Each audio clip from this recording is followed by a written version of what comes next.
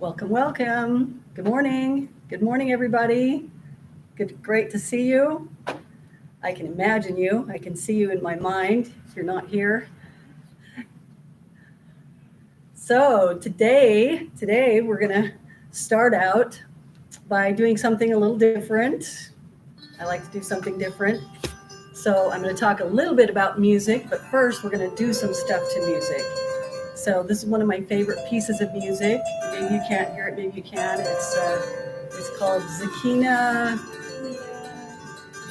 Mia Sorabula. Anyway, it's from my big fat Greek wedding. So today we're going to just clap and snap to the music. So clapping, snapping has a really has a sort of it's like a jump start for your body when you clap and snap or stomp. So they're like explosions of life inside you. And you can clap your hands, you can clap your arms, you can clap your legs, you can clap your belly, your back. All of that is helpful. So give a little clap and sway even. Just kind of perks you up, opens you up. And if you don't want to snap, you can also clap, you can also snap.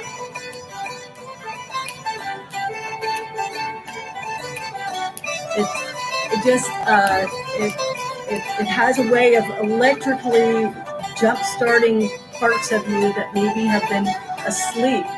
So we don't want to be asleep in our lives. Maybe when you're sleeping, you want to be sleeping, but when you're awake, you want to be all the way awake. And clapping and snapping and slapping has a way of opening you up and waking you up. So it also warms you up. And if you do silly enough things, it can sort of help you, feel a little silly and make you smile, and that also brings life. So anything that you're gonna do to bring a little joy and laughter and just to sort of wake the body up is good. It's good for the body. Another thing, you can just tapping the head. It helps with the ringing of ears. It helps with ear trouble. It helps with eustachian tubes. Helps with headaches. Just tapping, gently tapping. If you do it to the music. I notice now I feel like bouncing. So I use that song in particular because it's a folk dance tune. Now, sometimes we listen to music that we like, and oftentimes, especially today, it'll be a rock beat. And so I prefer the folk music because when you have the rock beat, it's a little bit like spinning your wheels in a driveway. Let's say you're in the snow and you try to go forward and your wheels spin, you try to go back and your wheels spin and you don't really get anywhere. Well, when you have a rock beat, that's basically what it does to your heart and to your system. So it's music, yes. It's got a great melody, yes, probably. It's got fun beat to it, yes. But when they do the offbeat, bum, bum, bum, bum, bum, bum, bum, like that, what that does is it stops your heart because your heart wants to go on the strongest beat. And so if you've got your strongest beat is on one, like in the folk song, doom da doom da doom da doom da doom da doom da, like that, then the heart easily resonates with that. But if you go to an offbeat and go doom da da da doom da da da, then the heart senses that the beat should be 1 and 3 that are strong, like the folk beat. But then they all artificially throw in the strong beat as 2 and 4, dun dun da, dun dun da, and that will stop. It literally stops your heart. And this is the science behind it. There's all kinds of research that's been done. And of course, it's not popular because people love their rock music, but people love addictive substances as well. So, and that's why it's addictive, because it sends the message to the heart that it wants to try to fix this thing that's going opposite to what it feels is natural. And so it's just this battle. And so the heart wants to keep doing it. It wants to keep fighting that battle to resolve it, because it wants to find which is the strong beat. And in rock music, the heart can never decide where the strong beat is, because 1 is strong, and then 2 is strong, and then 3, and then 4. And so it's total confusion for the heart. And it's like spinning your wheels. You go forward because it's music and it's uplifting, and then you go back because it's stopping your heart. So it's a little bit like eating healthy and then taking addictive drugs. You're going forward and backward at the same time, and it's not helping you. So if you want something that is going to lift you and just lift you, then you stay with good substances and no addictive drugs or dangerous substances, and you stay with music that stays with its proper beat. And it's only rock music that has done this, that has taken the beat and turned it artificially to something that is broken and will damage your physical system. So I can refer you to a book. It's called The Christian and Rock Music by Samuel Bacciocchi. That's an Italian spelling, so there's a couple of extra C's in there. But if you just look up The Christian and Rock Music, you should be able to find that book somewhere. Anyway, it's a great book. It's got all the science behind it, and it also connects it with our faith and how we worship. Because a lot of people today are using rock music to worship with, and to me, that's a little bit like taking drugs to pray. It's like doesn't sit right with me, because it's an artificial way to raise your vibration, and people are they buy into that, sure, and they can do that, but I prefer to do it naturally through prayer and through faith and through true worship. So that's the beginning, a little bit of movement, and so we were just doing some clapping here for people who've just shown up. Okay, so let's see. Oh, I was going to also talk about when you clap, and slap, and open, all of that we were doing. All of that is just bringing more oxygen into the system. Oxygen is the healer. In your body, oxygen equals healing. So if there's anything in your body that's slow or dead or struggling or troubled, the way to heal it is by getting oxygen into it. Oxygen it's a form of light. It's energy. And so you breathe it in, obviously, but if that part of you has been closed off with blockage, or it's got corrosion of some kind, or it's just always closed, then it won't get the oxygen that you're breathing in. So whatever it is, if it's in pain, if it's struggling, the answer is always to open it and let the oxygen in.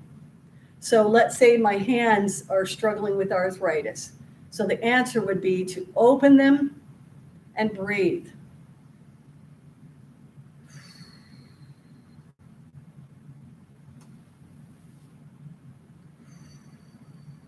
And then close them again.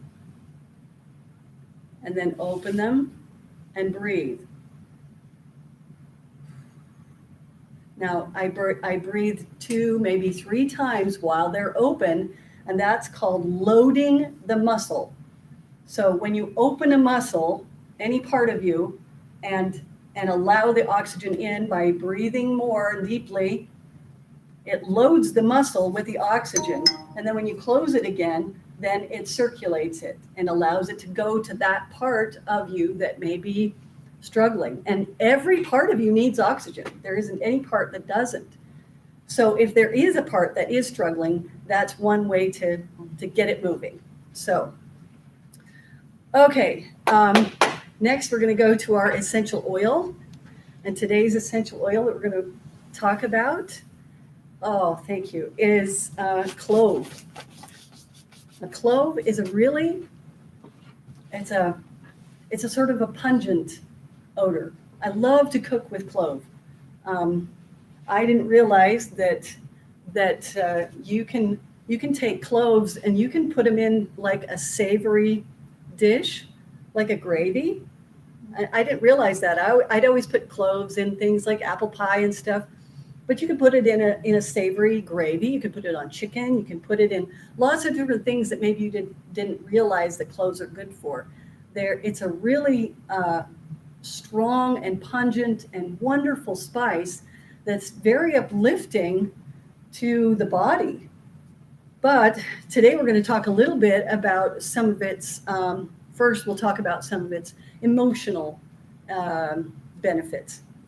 So the clove oil is the oil of boundaries. Now I get this information from Emotions and Essential Oils. It's a book put out by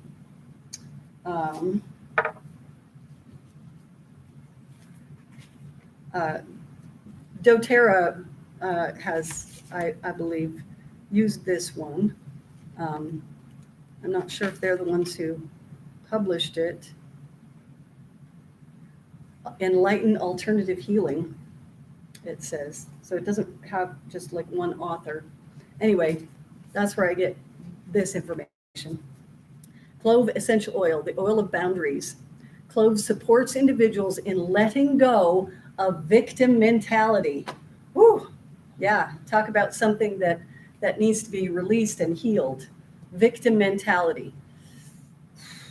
Life teaches us to be victims, and it's not helpful. But we'll go into that in a little bit. But so clove supports us in letting go of that, and it is a mentality. It is a thought process. Victims feel overly influenced by other people and outside circumstances. They perceive themselves as powerless to change their life situations. Clove supports individuals in standing up for themselves, being proactive and feeling capable of making their own choices regardless of others' opinions or responses. Yeah, very empowering. Clove assists individuals in letting go of patterns of self-betrayal and codependency by reconnecting them with their personal integrity. It builds up appropriate boundaries and defenses. It helps the pushover to have the courage to say no or yes. It reignites the inner soul fire and can assist anytime there's been damage to the self related to childhood pain, trauma, or abuse. Clove is especially helpful for breaking free of patterns of abuse by restoring, the victim's sense of self and helping them regain the strength to stand up for their needs. Clove insists that individuals live true to themselves and the divine by establishing clear boundaries. Oh yeah, I feel that. I feel the power and the beauty of clove to help us. Now, obviously, clove isn't going to make you do anything. It's not a medicine that makes something happen. It supports you when this is what you want. If you want to release victim mentality, then wearing clove on your head, on your chest, on your arms, in your food is going to help you. It's going to support you. That's what this is about. And this brings me to the next point that I wanted to bring up, and that is about cleaning out that victim mentality and moving forward in your life. You know, we often feel like the messes, the difficulty, the trials, the trauma, the trouble, we feel like they're the bad stuff in our life that we want to avoid.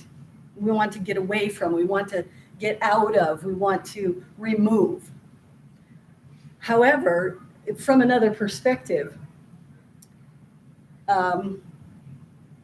all of that mess you might call it, in your life is life's way of saying, okay, here's a mess. What are you going to do about it? Okay. So for instance, Jesus walks into a room and 5 people are on the floor lame. And what does he do? Goes to them and he says, rise up and walk, rise up and walk, rise up and walk, rise up and walk, rise up and walk. He heals them right away. That's what he does. He doesn't walk in the room and go, oh man, everybody's always sick. He says, great, this is an opportunity to heal somebody. Ammon in the Book of Mormon, when he comes across a group of people who were struggling and had just been attacked by their enemy, and the flocks have been scattered, and it's a big mess, and everything is bad, and now all the servants are like, we're going to die. It doesn't get worse than that. And what did Ammon do? He said, great, this is an opportunity to show what I can do with the power of God. So that is another perspective on our messes in life. It's not a mess that says, oh man, I'm such a terrible person. It's a mess that says, what are you going to do about it? This is an opportunity. So when you have a mess, instead of saying, oh man, this is not working, you look at it and say, well, what does this make me want to do? So messes bring desire. So when you have chaos, chaos says, oh man, I desire order. I desire cleanliness. I desire healing. I desire hope. I desire peace. All of those things grow out of chaos. And if you didn't have chaos standing there beating down your door, you would be complacent. You'd say, I have everything. Everything is fine. I don't need anything. I don't need to do anything. I am dead. And you would just be nothing. Now we came from a place where we had nothing to desire because everything was provided. Everything was good. Everything was lovely. We had God, the presence of God, and every good thing. And he says, now I'm going to put you to a place where you don't have anything sometimes, when things are going against you and hurting you and stopping you. And then you're going to say, I want that back. I want my peace. I want hope. I want life. I want joy. I want all of that. And he says, that's good. Because when you desire something, then desire brings with it the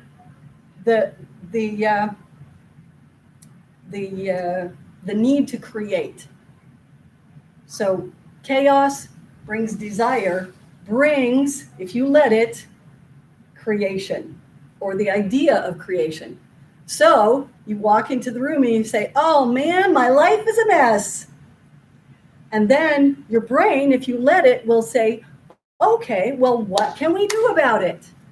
We can create something. We can create order out of chaos. Or to start with, we desire just to clean it. Okay, so if we want order, and that's what we've desired, then we say, okay, I am going to bring order to this situation. I'm going to create order out of chaos. So everything is a mess. I am going to just straighten. And in my life, I don't do everything at once. If I'm in a room that is like unstraight, I just do one thing.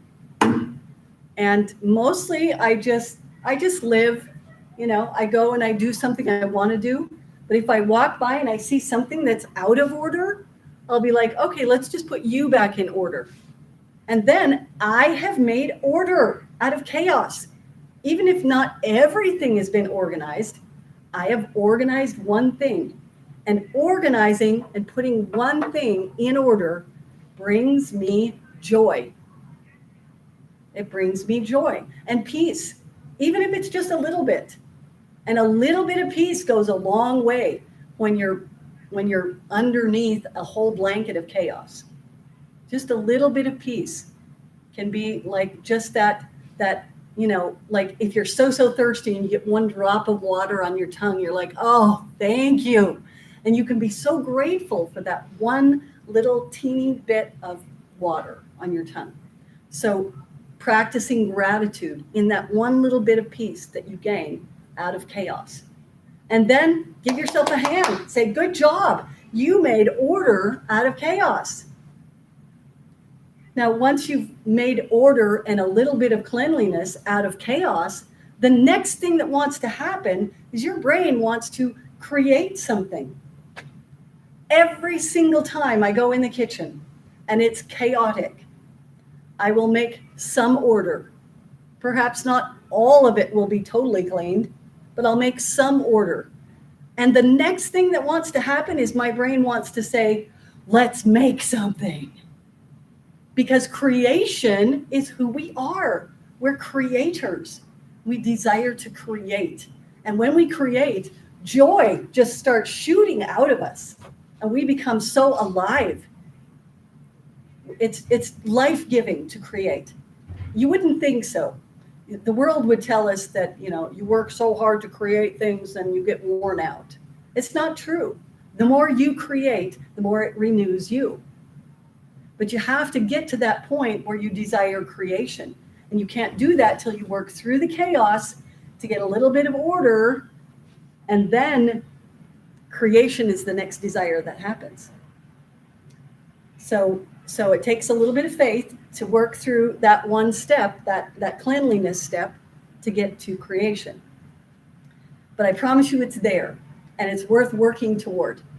Okay, so that's great. And I just feel so happy. I'm just feeling all like, I want to buzz something. So buzzing your lips is a really good way to warm up for singing. It helps you to get that moving, which brings me to my next point today. So I was going to talk a little bit about singing. So I learned a technique a few years ago about singing that has to do with your health.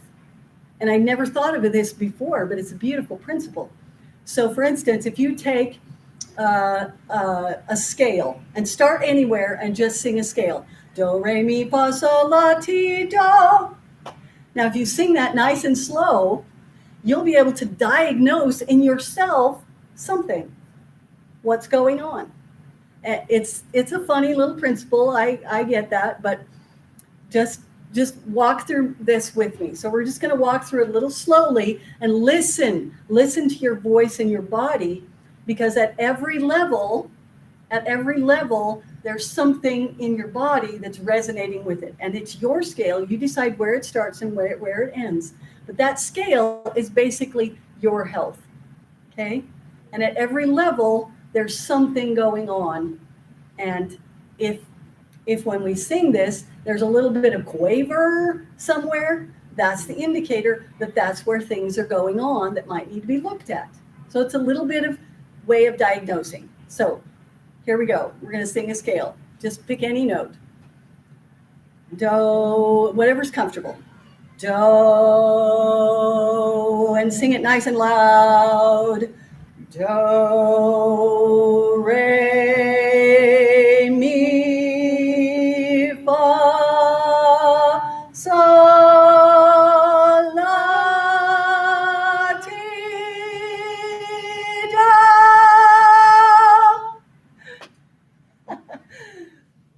Well, I just have to say that's one of the only times I've sung that scale that way where I didn't have something that was quavering. I have been working on that in myself to get it to where every note was comfortable and straight. And if it's not, that's the place to look. And you're like, well, where is that place? Well, it pretty much goes from your bottom to your top. At least that's how I see it. So if you're do, it's your foundation, it's what your beliefs are, it's where you're standing. Re, it's your knees, it's where your movement is, you're bending, you're walking, it's where you're going, it's what you're doing in your life. Me, it's right here in the middle about your basic foundational organs and excretion and things like that. Fa, right here in the gut, things that you eat, things that you feel about you eat what you eat. Or mi fa so up here in your solar plexus and your gut feeling and things that mean a lot to you. Mi fa so la. La is right here in the chest. You're breathing, you're grieving, your life, your family. T, your throat. See, that's the one where it's a little quavery with me. T, your throat, your voice, what you're teaching, what you're saying to people, how you feel about that. And do, back to the foundation, beginning and end. And your head and things you think. So that's a brief overview of how that works. So try that in your life and just see what you think. Okay, so going on, today's stone that we're going to talk about. Oh, and before I go on to that, I'm just going to point you to these handouts that I will put in the comments or in the description. And this has 14 wonderful things that clove oil does. It's wonderful. These are amazing, easing stress, curing earaches, helping with nausea, lots of different things. So these are in the description, and you can print them out or just look at them. And so will the information about this stone that we're going to talk about today. Okay, so the stone is called rhodonite. And the rhodonite is the pink part in this stone, but it's usually in a stone that's got some black things with it, and they just kind of work together. I think it's such a beautiful stone because it's just, I don't know, I love the contrast of the pink and the black. It's beautiful to me. And so I just wanted you to take a look at that, see what it looks like. It's very pink. It's called rhodonite, rhodonite, rhodonite. And it comes from the word rhodon in Greek, which means rose. And that's another reason I love it. My middle name is Rose, so I love that stone that is like a rose. It is the stone of compassion and emotional balancing. It clears away emotional wounds and scars from the past. So it works really well with the clove oil in clearing and removing and helping the heart. It stimulates and clears and activates the heart. It grounds the energy. It builds yin and yang, and it aids in achieving one's highest potential. It heals emotional shock and panic. Really, really helpful stone. So there are more things that I talk about in this, and I also put the websites where I got some of this information so that you can look up even more about it. So I will let you have that one. It looks like a candy that I've seen. It does. It does look like candy. That's great. Okay.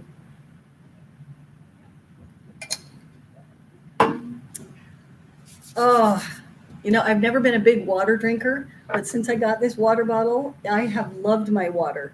I've just never loved my water until I got this bottle. Now, this bottle is pure copper. Copper has a purifying effect on water. In fact, people used to purify water, and they still do today. That you can purify even a spa by putting pennies in it, and it's the copper. Copper purifies water, and I have loved my water since I started doing this. So I recommend that. It's pricey, but pure copper, it's amazing. Okay. So today's scriptures that we're going to talk about, I'm going to start with this one that I just found this morning, and I don't ever remember reading this before, but it just hit me like a hammer, and it was great. So this is in 2 Chronicles 25, verses 3 through 5. And this is such a beautiful thing. So I'm just going to read it. 2 Chronicles 25, 3 through 5. 16 years old was Uzziah when he began to reign. Can you imagine this 16-year-old boy being the king of Israel? It's great. And he reigned 52 years in Jerusalem. His mother's name also was Jecoliah of Jerusalem. And he did that which was right in the sight of the Lord, according to all that his father Amaziah did. And he sought God in the days of Zechariah, who had understanding of the visions of God. And as long as he sought the Lord, God made him to prosper. And that just was such a powerful, wonderful message to me today. You know, we think that it has to be so complicated, but it's not. This is such a simple principle. When you seek the Lord, he makes you to prosper. Okay, remember that. Now, when I first started studying the scriptures, really studying, I started using a dictionary, an etymological dictionary, or just a dictionary that had, you know, where the word came from in Latin and Greek. Because sometimes I would read the scriptures and I would ask myself, do I even know what that word means? So there was this one day in Relief Society when somebody said, oh, don't pray for patience because you'll get trials. And something inside me just went, what? Why? What? Don't pray? You're telling me not to pray for something? Why would you do that? Especially if it's something good. Don't we want patience? And then I asked myself, what is patience? So I went back to the scriptures and I looked up all the scriptures about patience. And I'm like, well, that's interesting, but what does the word itself mean? And I don't think anybody could have told me at that time. So I went, come on in. I'll come around the back. You're good. So I went to my dictionary and I found that in my nice old dictionary, it had patience and where the word came from, what its etymological trail was. And I was surprised. I thought to myself, oh my gosh, people don't know what patience means. And that's why they're not praying for it. They think patience is this when it's really this. So I love that principle of patience now. And I pray for patience because patience, well, it's not what we thought it was. So everybody, if I asked you what patience was, what would you say? Enduring hard situations. Enduring hard situations. Yeah, that's a common thing. Yes. I think it's being very empathetic to understand how someone else may feel given the same situation and to listen, to sincerely listen, and then respond with some respect. Right. And I think all of those are good. You know, people have said not getting angry when your children do stuff and things like that, where you just withhold your anger and you just show a nice face is patience. And I thought all of those things. And so when you pray for patience, then you pray for opportunities to not get angry when things go wrong. So you're basically praying for things to go wrong so you can practice. Well, to a certain extent, I suppose that's part of it, that we want to be forgiving, we want to be loving, we want to be kind at all times, even when things don't seem to be going right. But according to the scriptures, that's not the definition of patience. It's something else. That's just loving kindness, gentleness, meekness, all of that. But patience, according to what he was talking about in the scriptures, has to do with faith. Because, and he describes this in the book of James, He says, let patience have her perfect work, that ye may be perfect and entire, wanting nothing. Now, we just talked about desire, where you desire something, you want something. And you have to have things go wrong in order to want something different. Patience is when you want something and you ask God for it and you believe that he's going to give it to you. And patience keeps saying that even when you can't see it. Patience says, I'm going to trust that God is going to bring it to me. He's going to bring it. I keep believing. I'm going to believe it until I see it. Instead of, I'm not going to believe it until I see it. No. Patience says, I will believe it now, even though I can't see it. That is the definition of patience according to the scriptures. It's this trust and waiting for God to bring about what you have asked for. That's what it is. Now, people have assigned it to, being calm when your children are being bad. That's not patience. That's just learning to love your children, parenting. Yeah. And you can call it patience. I don't care. But defining it in the scriptures, that's what he was talking about when he said, let patience have her perfect work. So let your waiting for God be complete until he brings it about. Because if in that moment of time you say, he's not going to bring it, and you walk away and take your faith and drop it, then you've cast out your desire with your unbelief. And that's the one thing he says not to do. He says, don't cast out your desire with your unbelief. That's what Alma is talking about in the Book of Mormon. He says, if you take that seed and you plant it, and then you don't wait long enough, you won't let it sprout, but you keep digging it up and saying, he's not going to give it. I'm going to throw that seed out. Well, that's just silly. Patience is saying, I planted it. I'm going to let you bring it about. And it's letting God do it. That's what patience is. Yes. I wanted to say, from what I've heard you say, in 3 small words, patience requires participation. Yes, it requires the participation of your faith, to allow your faith to continue until God makes it happen for you. Okay, so that's the lesson in patience. But that was really about searching the scriptures, which is what this scripture was about. Saying, when you search for God, and this is where your search begins, when you search for God, he makes you to prosper. And who does not want prosperity?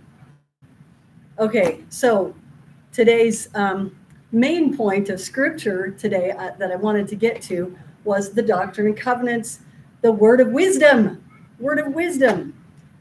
So today is all about this wisdom of understanding who God is, who we are, where we fit, that love, that understanding, that patience, that faith, that trust. And I think that the word of wisdom is a huge, huge part of this. So I'm going to start at the end, where he says this is a principle with promise at the beginning. At the end, he gives us the promise. And I began searching for God in the word of wisdom because of this promise.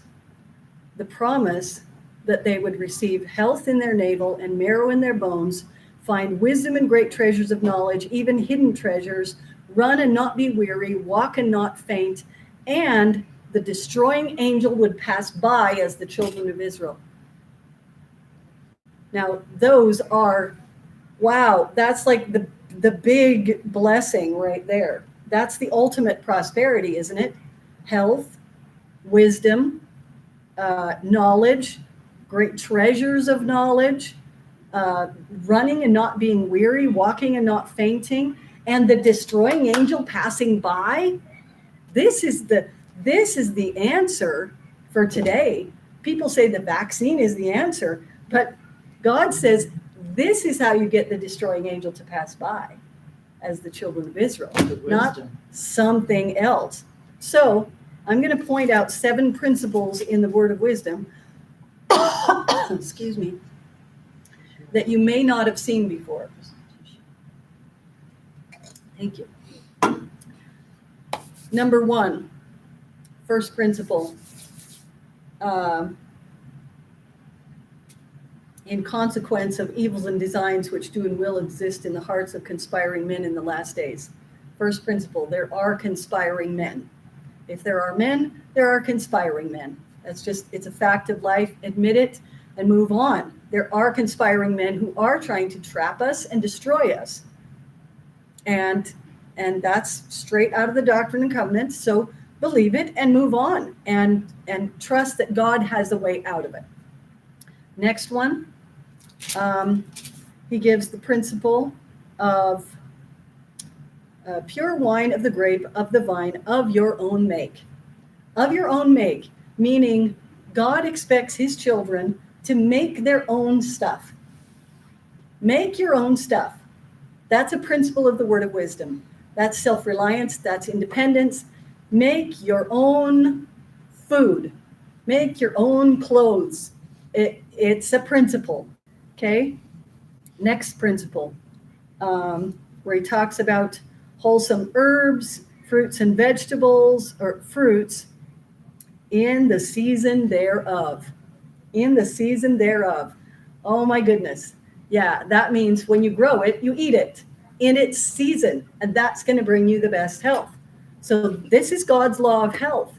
If you want health, take note of some of these principles, okay? Of your own make and in season. Man, if people did those 2 things, their health would be so, so different. Okay, third principle, meat sparingly. Meat sparingly. The world is the total opposite. They go back and forth between one thing and another, but mostly the world would say, eat a ton of meat. It's so good for you. It's going to make you healthy. And God says, eat meat sparingly, just sparingly. Okay, that's a principle. Number 5, wheat for man. He says, all grain is good for the food of man, and also the fruit of the vine, that which yieldeth fruit. And then he says, nevertheless, wheat for man. Wheat for man. You know, the world says the opposite right now. Well, the GMO was greatly altered. Yeah. So I get my wheat whole from places where it's not GMO, and even if it was, if you are eating the whole grain wheat, it's got everything you need in it to offset anything that anybody has done. Because wheat is the great cleanser in the body. It cleanses of toxic metals, of toxic waste, of processed chemicals that may have been put in. It cleanses everything, but only wheat that's been freshly ground. So grind your own wheat. Make the sacrifice. Just do it. It is so worth it. Okay, that's number 5. Number 6 is the promises, the hidden treasures. Hidden treasure. Who wouldn't want the hidden treasure? There are so many movies about finding hidden treasure. And God says, you've got it right here. You're going to find that hidden treasure when you do these sayings. Okay. Number 7, the destroying angel passes by you as the children of Israel. Now, in ancient Israel, they had something to do so that the destroying angel would pass by them. And this is what God has given his children in the last days so that the destroying angel would pass by them. Okay? I testify that God is speaking to us through this and saying, this is the way. Now, he also said to remember and do these sayings, walking in obedience to the commandments. So keep the commandments and keep the word of wisdom. Now we are asked, do you understand and keep the word of wisdom? And I hope I've given you, that's in our Temple Recommend interviews, I hope I've given you a better way to at least a little bit more understand the word of wisdom so you can live it just that much better and gain more of the blessings here, that every good thing is in there.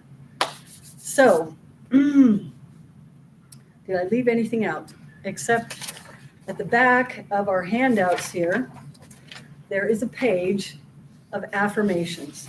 Now, with our Rhodonite stone, like being about love, I've got some love affirmations here. There are different kinds of loves.